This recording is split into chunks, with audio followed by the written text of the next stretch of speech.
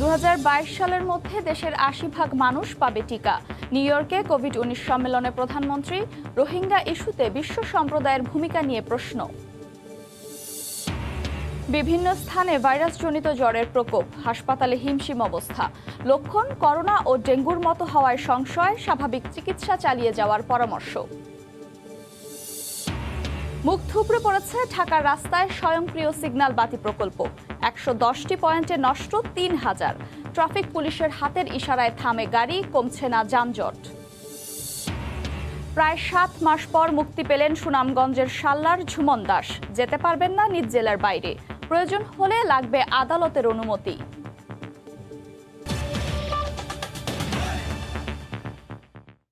সময় সংবাদের সঙ্গে আছি আমি আফরোজা মৌটুসী।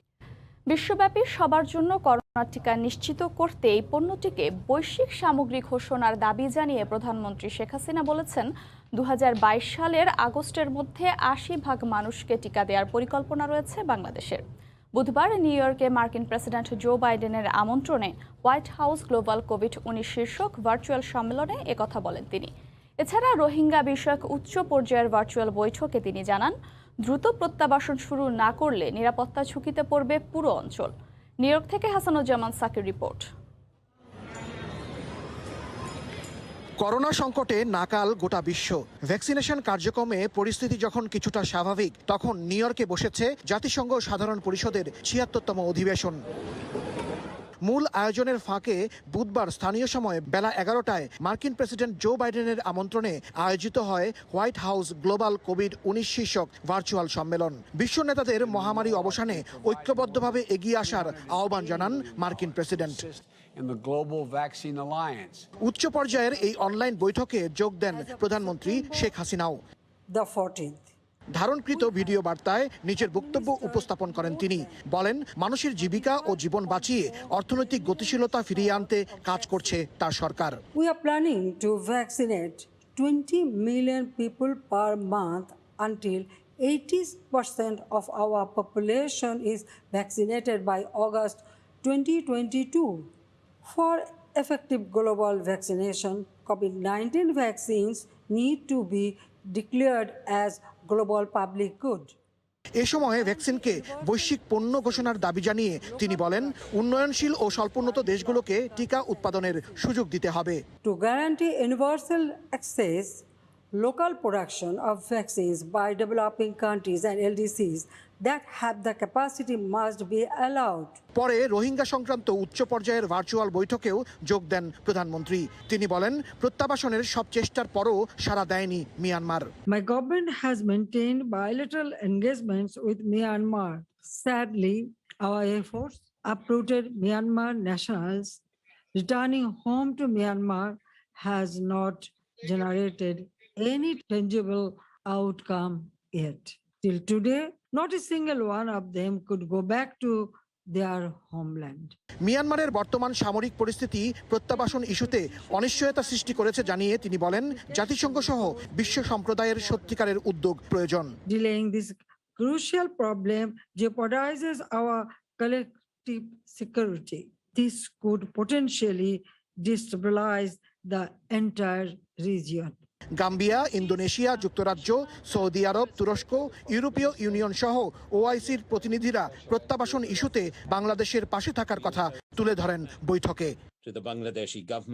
করোনা নিয়ে হোয়াইট হাউসের আয়োজনে গ্লোবাল সামিটে প্রধানমন্ত্রী শেখ হাসিনা ও মার্কিন প্রেসিডেন্ট জো বাইডেন ছাড়াও আরও 18টি দেশের রাষ্ট্র ও সরকার প্রধানরা উপস্থিত ছিলেন।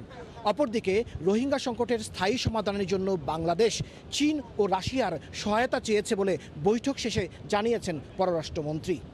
হাসানুজ্জামান সাকি, সময় সংবাদ। প্রধানমন্ত্রী শেখ হাসিনার আবাসস্থল লোটে palace hotel, Manhattan, new York.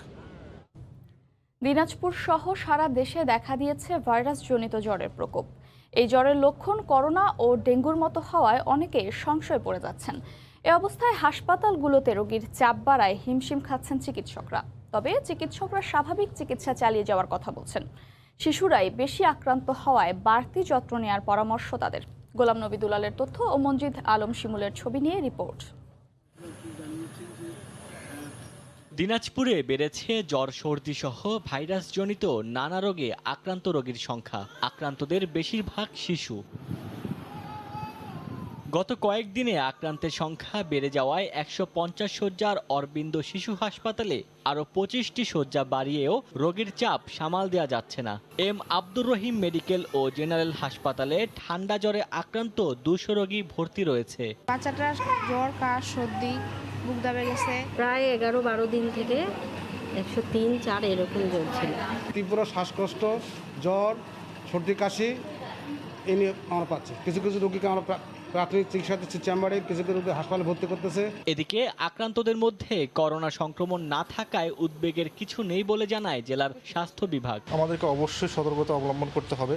যেন আমরা দেখছি ছোট বাচ্চাদের ক্ষেত্রে চোখ লাল হয়ে যাচ্ছে, জ্বর ১০১ ডিগ্রি থেকে ১০৫ ডিগ্রি পর্যন্ত উঠে যাচ্ছে। এটা নিয়ে খুব বেশি চিন্তিত হওয়ার কারণ নেই, কারণ এটা করোনা বা ডেঙ্গু হয়তো বা না, কিন্তু জিনোম সিকোয়েন্সিংয়ের মাধ্যমে আমরা আসলে বুঝতে পারবো যেটা আসলে কোন ভ্যারাইটির ভাইরাস। জেলার বিভিন্ন হাসপাতালে প্রতিদিন শতাধিক রোগীকে চিকিৎসা দেওয়া হচ্ছে। সময় সংবাদ, দিনাজপুর। অবশেষে গ্রেফতারের প্রায় ৭ মাস পর হাইকোর্ট থেকে ১ বছরের জামিন পেলেন সুনামগঞ্জের শাল্লার ঝুমন দাস। তবে এই সময়ের মধ্যে তিনি জেলার বাইরে যেতে পারবেন না। যেতে হলে লাগবে আদালতের অনুমতি। বিচারপতি মোস্তফা জামান ইসলাম ও বিচারপতি KM জাহিদ সারোয়ার বেঞ্চ এই আদেশ দেন। আদালত আদেশে বলেন, সংবিধান অনুযায়ী মত প্রকাশের অধিকার সবারই আছে। হেফাজতের বিতর্কিত সাবেক নেতা মামুনুল হকের বিরুদ্ধে ফেসবুকে পোস্ট দেওয়ার অভিযোগে ডিজিটাল নিরাপত্তা আইনে ঝুমনের বিরুদ্ধে মামলা হয়। ঝুমনের পোস্টকে কেন্দ্র করে ৯টি হিন্দু বাড়ি এবং ৯টি পারিবারিক মন্দিরে ভাঙচুর চালায় হেফাজত অনুসারীরা। অথচ হামলা এড়াতে একদিন আগে ১৬ মার্চই ঝুমন দাসকে পুলিশ হেফাজতে দেন ওই গ্রামের সংখ্যালঘুরা। তখন থানা পুলিশ ও স্থানীয় রাজনৈতিক নেতারা গ্রামের বাসিন্দাদের নিরাপত্তার আশ্বাস দিয়েছিলেন। তারপরও পরের দিন সকালে পুরো গ্রামে পরিকল্পিত হামলা ও লুটপাট চালানো হয়। এ মামলায় ৫২ আসামির সবাই আগেই জামিনে মুক্তি পায়। ইউসিবি ব্যাংকের এটিএম বুথ থেকে টাকা লুটপাটের ঘটনায় গ্রেফতারকৃত ৪ জনের বিষয়ে প্রেস ব্রিফিং করছেন সিলেটের পুলিশ সুপার মোহাম্মদ ফরিদউদ্দিন। সরাসরি যাচ্ছে সেখানে। যে কোনো মূল্যে এটা ডিটেক্ট করতে হবে। একই সাথে আমরা আমাদের পুলিশ হেডকোয়ার্টার আমাদেরকে অত্যন্ত সাপোর্ট দেয় এবং ঢাকা মেট্রোপলিটন পুলিশ থেকেও আমরা ডিবি যেহেতু অনেকদিন ধরে এই কাজগুলো করে তাদেরও সহযোগিতা চাই আমি ব্যক্তিগতভাবে। তারই ধারাবাহিকতায় ঢাকা মেট্রোপলিটন পুলিশের ডিবি আমাদের সাথে কাজে যোগ দেয় এবং তারা আপনারা জানেন যে গত পরশুদিন হবিগঞ্জ থেকে ৩ জন আসামিকে ধরে আমাদের কাছে ইতিমধ্যে হ্যান্ডওভার করেছে এবং গতকালকে এই বিষয়ে ঢাকা মেট্রোপলিটন পুলিশের যুগ্ম কমিশনার ডিবি মহোদয় এই বিষয়ে বিস্তারিত আমাদের মিডিয়ার কাছে উপস্থাপন করেছে। আমরা গতকালকে ঢাকাতে টিম পাঠিয়ে ওই ৩ জন আসামি এবং তাদের উদ্ধারকৃত আলামত ১০,৮,০০০ টাকা সহ আমরা আসামিকে নিয়ে এসেছি। এর মধ্যে আপনারা জানেন যে যেহেতু আমরাও পাশাপাশি কাজ করছিলাম, এই ঘটনার অন্য যে অপরাধী আছে তাদেরকে ধরার জন্য আমাদেরও টিম হবিগঞ্জে ছিল এবং গতকালকেই ঘটনার অন্যতম আসামি শাফিউদ্দিন জাহিরকে আমরা হবিগঞ্জ থেকে গ্রেপ্তার করি এবং জিজ্ঞাসাবাদে তার কাছ থেকে আমরা পরবর্তীতে যে ঘটনা যে মোটরসাইকেলটা ব্যবহৃত হয়েছিল সেই মোটরসাইকেলটা আমরা জব্দ করি এবং সে যেই শাবলটা দিয়ে এই এটিএম মেশিনকে ভাঙা হয়েছিল সেই শাবলটা আমরা জব্দ করি। তো এখন আমরা ৪ জনকে একসাথে কথা বলেছি। আমরা যেটাকে জানতে পেরেছি এই অপরাধীর সাথে ৪ জনই জড়িত ছিল, এর বাইরে কেউ জড়িত ছিল এখনো পর্যন্ত পাওয়া যায়নি। এই অপরাধের মূল হোতা জাহির এবং শামীম দুজনই আসলে পেশাদার অপরাধী। তারা ইতিপূর্বে বিভিন্ন জায়গায় এরকম অপরাধ কর্ম করেছে, সেটা আমাদের তদন্তে ইতিমধ্যে বেরিয়ে এসছে। আপনারা জানেন গত 18ই আগস্ট শ্রীমঙ্গলে আজমেরি ফ্লাওয়ার বিনসে একটা চুরি করেছিল রাতের বেলায় 4 জনে, সেটা একটা দস্যুতা ছিল, সেখান থেকে বেশ কিছু টাকা নিয়েছিল। তো আমরা দেখেছি যে এই ঘটনাটা ঘটার পরে যেহেতু এটা স্থানীয় অপরাধী হতে পারে, আমরা হবিগঞ্জ, মৌলভীবাজার বা সুনামগঞ্জ এই পার্শ্ববর্তী জেলাগুলোতে কোথায় এই ধরনের ঘটনা ঘটেছিল কিনা সেটা আমরা খুঁজে বের করার চেষ্টা করছি এবং আমরা দেখলাম যে এই আজমেরি ফ্লাওয়ার মিলের যে সিসিটিভি ফুটেজটা এবং এই শেরপুরে পাওয়া সিসিটিভি ফুটেজ দুটো মিলে গেল, তখনই আসলে এই বিষয়টা আমাদের জন্য সহজ হয়ে যায় যে আমরা বুঝে যাই এটা একটা স্থানীয় চক্র আছে। এবং আমরা দেখলাম যে জিজ্ঞাসাবাদে তারা এটাও স্বীকার করছে এখানে যে এটিএম বুথে যে 4 জন টাকা লুট করেছে, এই 4 জন লোকই কিন্তু ওখানে এই যে মৌলভীবাজার জেলায় শ্রীমঙ্গলে আজবেরি কর্নফ্লাওয়ার মিলে সেখানে এই অপরাধটা করেছে। তো ইতিপূর্বে 2013 সালে এই সিলেট শহরে শামীম এবং জাহির দুজনে একটা মোটরসাইকেল ছিনতাই করেছিল, এটা বলেছে। তো সার্বিক ইউসিবি ব্যাংকের এটিএম বুথ থেকে টাকা লুটপাটের ঘটনায় গ্রেফতারকৃতদের বিষয়ে প্রেস ব্রিফিং করছেন সিলেটের পুলিশ সুপার। আমরা তখন সরাসরি ছিলাম সেখানে।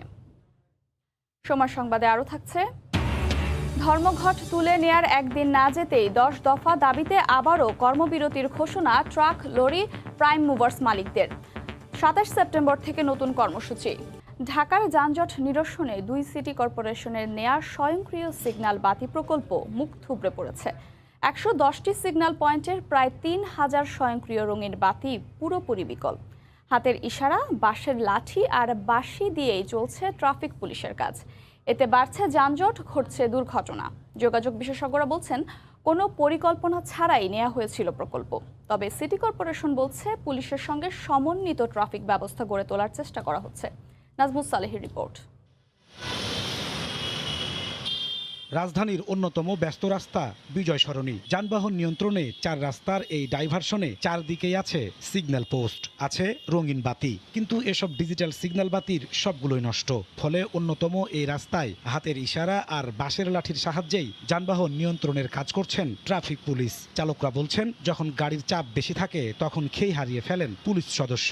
অনেক সময় ভুল সিগন্যালে তৈরি হয় তীব্র যানজট। সিগন্যাল জলে দেখেন ওদিকে যাওয়ার জন্য ধরে আছে লাঠি, এখানে দেখা গেছে একটা সিগন্যাল অনেক সময় দিয়ে রাখে আর একটা সারে কম। অথচ ঢাকার যানজট নিরসনে 2012 সাল থেকে 19 সাল পর্যন্ত 3 ধাপে 110টি পয়েন্টে 24 কোটি টাকা খরচ করে বসানো হয় প্রায় 3000 স্বয়ংক্রিয় রঙিন বাতি, যার প্রায় সবগুলো এখন মৃত। ট্রাফিক পুলিশ সদস্যরা বলছেন, ম্যানুয়াল পদ্ধতিতে দায়িত্ব পালন করতে গিয়ে প্রায় দুর্ঘটনার শিকার হচ্ছেন তারা। আমি হাত দেখাচ্ছি, তারপর হাতের নিচ দিয়ে বের হয়ে যাচ্ছে। ইঞ্জিনের সামনে যে দাঁড়াইতে হয় পুরাই ঝুঁকিপূর্ণ। আমাদের অনেকে আহত হয়েছে। যোগাযোগ বিশেষজ্ঞরা বলছেন, ট্রাফিক ব্যবস্থাপনার কারিগরি প্রস্তুতি ছাড়াই নেওয়া হয় স্বয়ংক্রিয় সিগন্যাল বাতি প্রকল্প। সিগন্যাল রিলেটেড প্রজেক্টগুলি নেওয়ার পূর্ব শর্ত দেখেনি এবং নেওয়ার পর এগুলিকে চালু করবে, কে এগুলিকে প্রতিদিন মেনটেন করবে, ডিজাইন করবে, সেই লোকগুলিও সংস্থান না রেখে জাস্ট প্রজেক্ট নেওয়ার জন্য প্রজেক্ট করেছি। সিগন্যাল বাতিগুলো কারিগরিভাবে পরিচালনার দায়িত্ব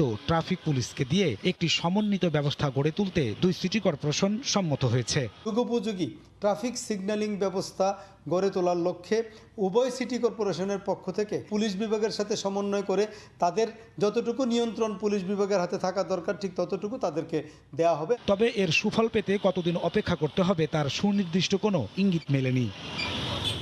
মৃত এই লাইটগুলোকে সচল করার উদ্যোগ না নিয়ে আরও একটি আধুনিক প্রযুক্তির প্রকল্প নেওয়া হয়েছে, যার নাম দেওয়া হয়েছে ইন্টেলিজেন্স সিগন্যাল, যার খরচ ধরা হয়েছে এই প্রকল্পের থেকেও আরও 30 থেকে 40 গুণ বেশি। নাজমুস সালেহী, সময় সংবাদ, ঢাকা। টাঙ্গাইলের এলেঙ্গা থেকে রংপুর পর্যন্ত দীর্ঘ 190 কিলোমিটার 4 লেনের মহাসড়কে চলছে কর্মযজ্ঞ। কোভিড জমি অধিগ্রহণের কারণে কিছুটা ধীরগতি হলেও নির্ধারিত সময়ে এই কাজ শেষ করার আশা প্রকল্প সংশ্লিষ্টদের। এটি বাস্তবায়িত হলে উত্তরাঞ্চলের সড়কে যানবাহনের চাপের পাশাপাশি কমবে সড়ক দুর্ঘটনাও, এমন অভিমত বিশেষজ্ঞদের। নুরুল আলম নয়নের তোলা ছবিতে ওবায়দুল্লাহ মামুনের রিপোর্ট। দক্ষিণ এশিয়ার দেশগুলোর মধ্যে সড়কপথে আন্তঃযোগাযোগ বাড়াতে বাংলাদেশের 8টি মহাসড়কে যুক্ত হয়েছে এশিয়ান হাইওয়ে সাসেক 2 প্রকল্পে।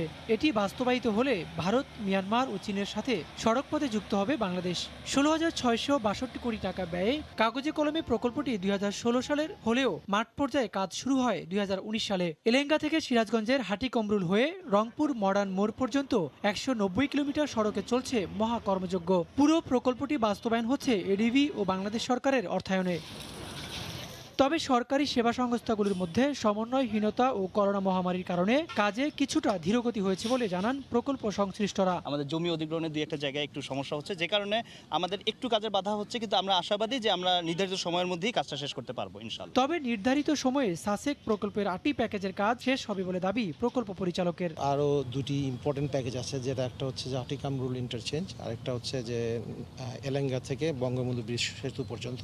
চেষ্টা করছি যে কোনোভাবে কোনোভাবেই যেন 2024 ডিসেম্বরের তার মধ্যেই যাতে আমরা শেষ করতে পারি। প্রকল্পটি বাস্তবায়ন হলে যানজটের পাশাপাশি কমবে দুর্ঘটনাও, এমন অভিমত সড়ক বিশেষজ্ঞদের। ইকোনমিক একটা লাইফলাইন যেমন তৈরি হবে, পাশাপাশি হচ্ছে যে এই রাস্তা অর্থাৎ এলেঙ্গা থেকে আমার রংপুর পর্যন্ত যে আমার একটা দুর্ঘটনা ঘটতো এই রাস্তায়, সেটা কিন্তু আমরা অনেকাংশে কমিয়ে আনতে পারবো, কারণ এটা যতটুকু সম্ভব অ্যাক্সেস কন্ট্রোল করা হচ্ছে। এছাড়া রংপুর থেকে বুড়িমারি ও বাংলাবান্ধার দিকে 4 লেনের কাজ শেষ হলে এশিয়ান হাইওয়ের সাথে যুক্ত হবে সাসেক 2 প্রকল্পটি। সবকিছু ঠিকঠাক থাকলে বাংলাদেশে এশিয়ান হাইওয়ে প্রকল্পের 8টি প্যাকেজ 2024 সালে উদ্বোধন করার কথা রয়েছে। আর এতে করে উত্তরাঞ্চলে কোটি মানুষের ভাগ্য যেমন বদলে যাবে, তেমনি করে বিশ্ব দরবারে যুক্ত হবে নতুন এক বাংলাদেশ। রংপুর থেকে ওবায়দুল্লাহ মামুন, সময় সংবাদ। পাসপোর্ট চালু হলেও ভোগান্তি কমেনি চট্টগ্রামে। সফটওয়্যার সিস্টেমের জটিলতা ও আবেদনকারীর ভুলের কারণে উল্টো বেড়েছে নানা হয়রানি। তবে কর্তৃপক্ষ বলছে সমস্যা সমাধানে কাজ চলছে।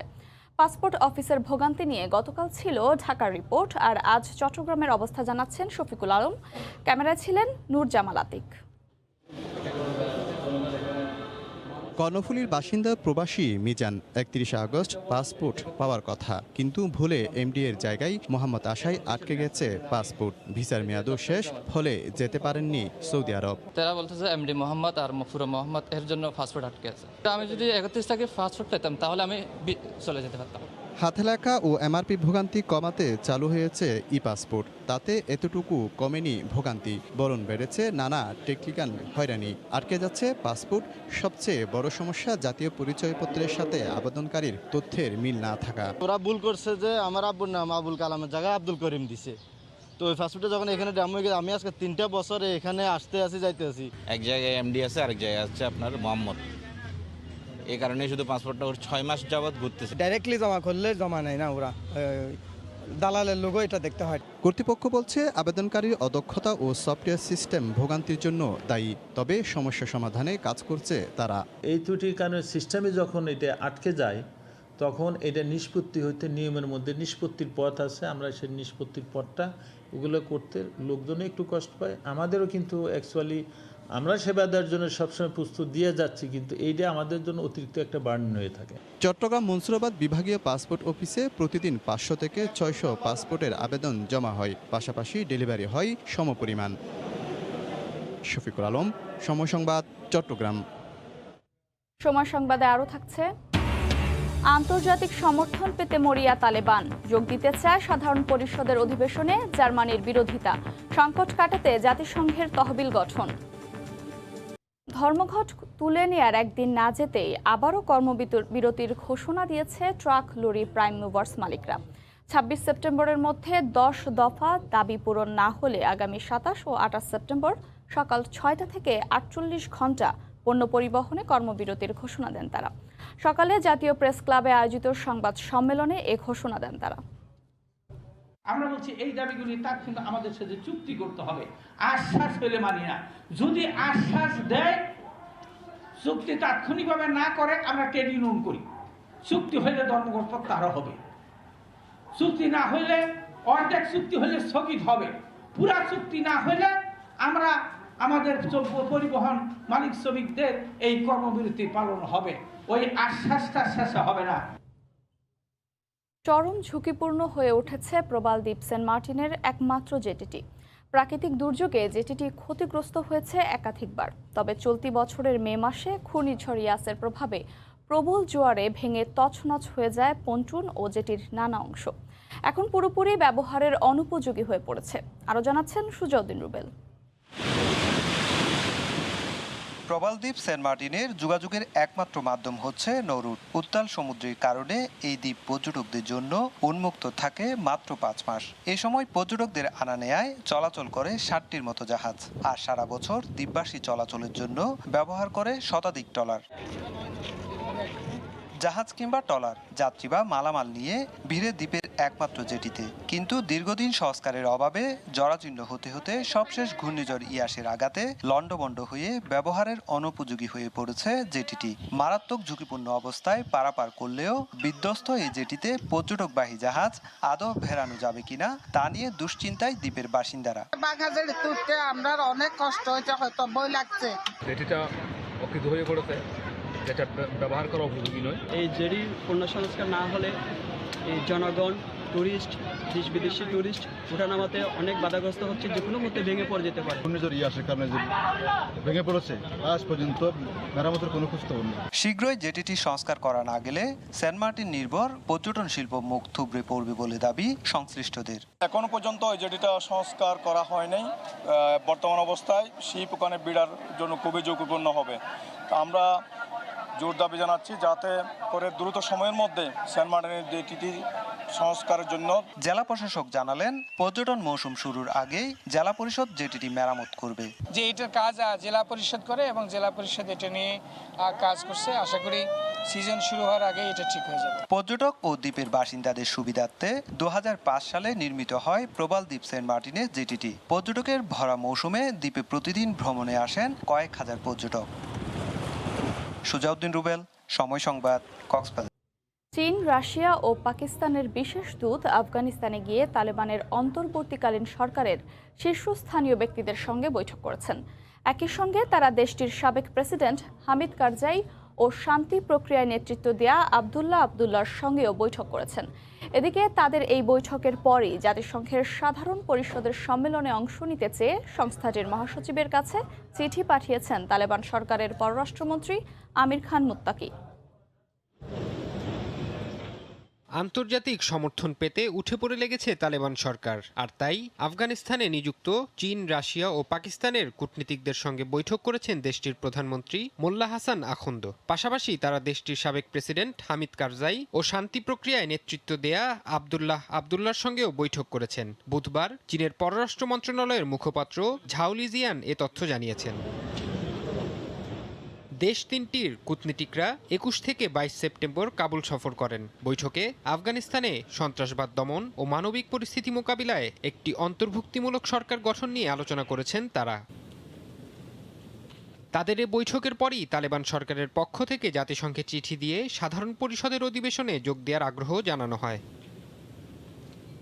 এদিকে জাতিসংঘ সাধারণ পরিষদের অধিবেশনে তালেবানের অংশগ্রহণের প্রস্তাবের বিরোধিতা করেছে জার্মানি। সাংবাদিকদের সঙ্গে আলাপকালে জার্মান পররাষ্ট্রমন্ত্রী হেইকো মাস বলেন, জাতিসংঘের অধিবেশনে যোগ দেওয়ার তারিখ নির্ধারণ করে কোনো লাভ হবে না, বরং মানবাধিকার, বিশেষ করে নারী অধিকার, একটি অন্তর্ভুক্তিমূলক সরকার এবং সন্ত্রাসী গোষ্ঠীগুলোর কাছ থেকে দূরে থাকার মতো বিষয়গুলোই গুরুত্বপূর্ণ। এই বিষয়গুলো তালেবান সরকারকে কাজের মাধ্যমে প্রমাণ করতে হবে বলেও মন্তব্য করেন তিনি। এ পর্যায়ে শীর্ষ সংবাদ জানিয়ে দিচ্ছি আরেকবার। 2022 সালের মধ্যে দেশের 80% মানুষ পাবে টিকা। নিউ ইয়র্কে কোভিড-19 সম্মেলনে প্রধানমন্ত্রী। রোহিঙ্গা ইস্যুতে বিশ্ব সম্প্রদায়ের ভূমিকা নিয়ে প্রশ্ন।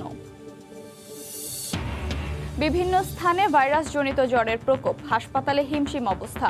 লক্ষণ করোনা ও ডেঙ্গুর মতো হওয়ায় সংশয়, স্বাভাবিক চিকিৎসা চালিয়ে যাওয়ার পরামর্শ। এবং প্রায় 7 মাস পর মুক্তি পেলেন সুনামগঞ্জের শাল্লার ঝুমন দাস। যেতে পারবেন না নিজ জেলার বাইরে, প্রয়োজন হলে লাগবে আদালতের অনুমতি।